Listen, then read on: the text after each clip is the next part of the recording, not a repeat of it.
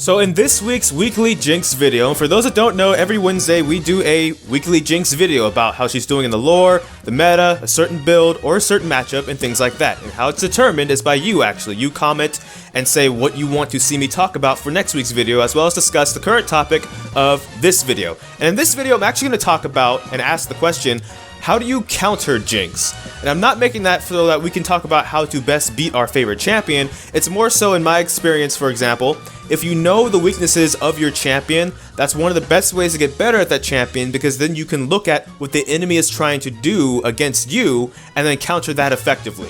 For example, she's weak against hard engage, she's not good in close combat situations, and one of the major things I see sometimes from Jinx players, especially if they're just playing her because she's free to play and haven't really played her often, is they won't throw the flame chompers in the exact spot they need to prevent someone from getting to them. They'll always throw them at max range. And so one of the counters to a counter, for example, would be learning how to throw the flame chompers at yourself or in a way that denies the person trying to get to you a direct path other than throwing them at max range at the person, because they do have an arm time, so they're not instantaneous, so there is a way to get around them or over them.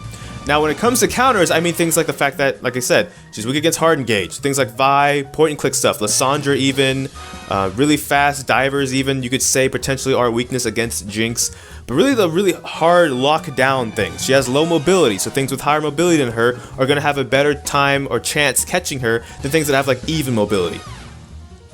And then finding out, and so the question is, how do you counter those things so that hopefully, if you know how to counter those things, you can play against those things better than you're playing against them right now. This one's kind of short and simple to the point. So that's all for this video. Thank you for watching this video so far. If you did, feel free to comment. We can get a conversation, more in-depth conversation going. This is just to start the conversation about how to counter Jinx and then how to counter those counters to hopefully play her better into those counters going forward.